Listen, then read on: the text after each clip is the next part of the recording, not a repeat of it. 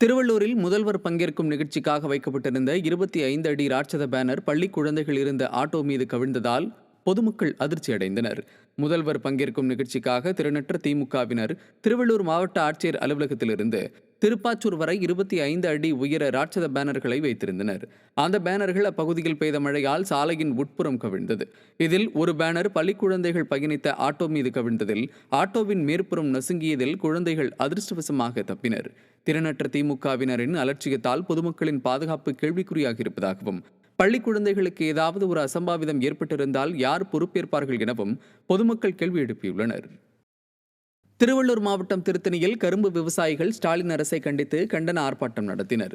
கரும்பு டன் ஒன்றிற்கு 5500 ரூபாய் வழங்க வேண்டும், திருத்தணி கூட்டுறவு சர்க்கரை ஆலையை புனரமைத்து தரம் உயர்த்த வேண்டும், ஆலையில் காலியாக உள்ள பணியிடங்களை நிரப்ப வேண்டும் உள்ளிட்ட கோரிக்கைகளை வலியுறுத்தி ஆர்ப்பாட்டம் நடைபெற்றது. ஆர்ப்பாட்டத்தில் 50க்கும் மேற்பட்ட கரும்பு விவசாயிகள் பங்கேற்றனர்.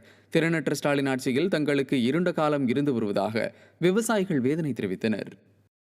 சென்னை மாநகரில் ஓடும் 1000 பேருந்துகளில் சென்ற ஆண்டு மின்விசிறி அமைக்கப்படும் என மாநகராட்சி கூறியிருந்த நிலையில் மின்விசிறி அமைக்காமலும் பழுதடைந்த நிலையிலும் இருப்பதாக போக்குவரத்து தொழிலாளர்கள் வேதனை தெரிவித்திருக்கின்றனர். சென்னை மாநகராட்சியில் 2700 பேருந்துகள் இயங்கிக் கொண்டிருக்கும் நிலையில் அவற்றில் 1000 பேருந்துகளுக்கு மட்டும் முதல் கட்டமாக மின்விசிறி அமைத்து தரப்படும் என மாநகராட்சி தெரிவித்திருந்த நிலையில் 300 பேருந்துகளில் கூட முறையாக மின்விசிறி அமைத்து தரவில்லை என கூறப்படுகிறது.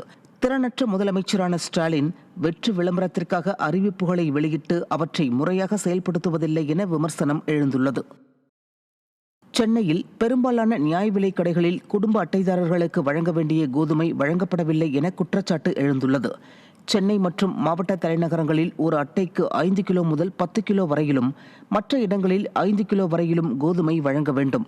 ஆனால் பெரும்பாலான கடைகளில் 3 கிலோ வரையில் மட்டுமே கோதுமை விநியோகிப்பதாக கூறப்படும் நிலையில் பல கடைகளில் கோதுமை கையிருப்பில் இல்லை என்றும் நியாய விலைக் கடை ஊழியர்கள் தெரிவிக்கின்றனர்.